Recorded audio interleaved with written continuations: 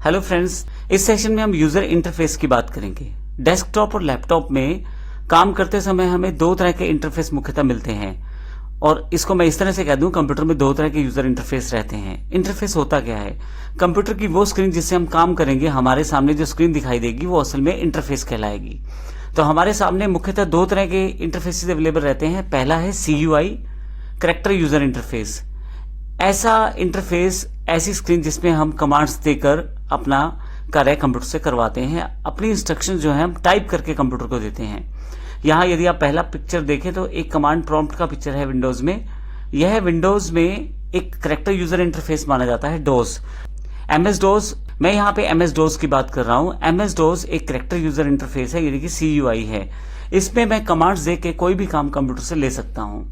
दूसरा इंटरफेस जो है वो ग्राफिकल यूजर इंटरफेस है, जिसमें हमारे पास आइकॉन्स या फोटोज या पिक्चर्स या शॉर्टकट्स या स्क्रीन या डेस्कटॉप के रूप में हमारे सामने काफी सारे ऑप्शंस रहते हैं।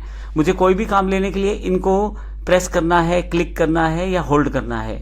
और यदि आप इसको इस तरह से समझे कि ग्राफिकल यूजर इंटरफेस जो विंडोज है वो हमारा एक ग्राफिकल यूजर इंटरफेस है, जबकि डोस जो है, अगर आपने डोस पे काम किया हुआ है तो डोस एक CUI यानी कि कैरेक्टर यूजर इंटरफेस है। मैं फिर से बताता हूं, कैरेक्टर यूजर इंटरफेस, इसमें इनपुट यूजर द्वारा दिए जाने वाले इंस्ट्रक्शन, कमांड या कैरेक्टर को कीबोर्ड द्वारा टाइप करके हमें देना है।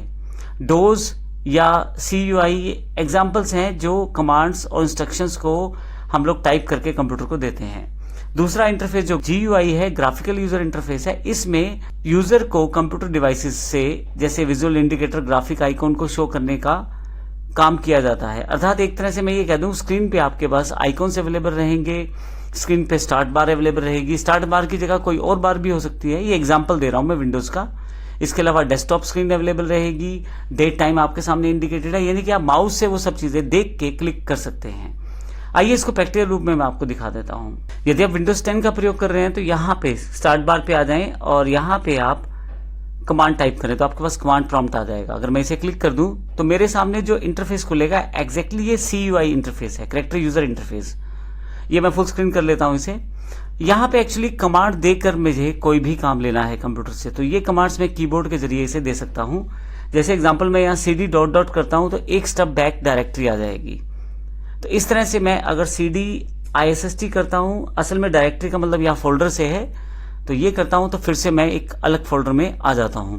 तो मुझे फोल्डर में जाने के लिए कमांड्स का प्रयोग करना पड़ा है, CD डॉट उस फोल्डर से बाहर आने के लिए और CD फिर से उस फोल्डर में जाने के लिए। CD का फुल फॉर्म होता है चेंज डायरेक्टरी। तो ये एक CUI यानी कि कमांड यूजर इंटरफेस का एग्जाम्पल है। ये MS DOS है जो मैंने प्रयोग किया है एग्जाम्पल के लिए। इसके अलावा यदि आप, मैं इसे हटा देता हूं स्क्रीन से मिनिमाइज करके, मेरे पास यहाँ पे डेस्कटॉप की स्क्रीन अवेलेबल है।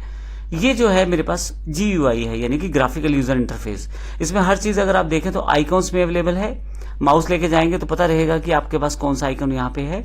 नीचे की तरफ यहाँ पे स्टार्ट बार दी गई है, डेट टाइम दिया गया है, पीछे बैकग्राउंड में एक वॉलपेपर सेट है। तो ये एक ग्राफिकल यूजर इंटरफेस का एग्जाम्पल है जिसमें मैं माउस के साथ देख कर क्लिक करके अपना काम ले सकता हूं, जबकि CUI में आपके पास कीबोर्ड ही अवेलेबल रहता है कमांड देने के लिए। तो दोनों में ये डिफरेंस है।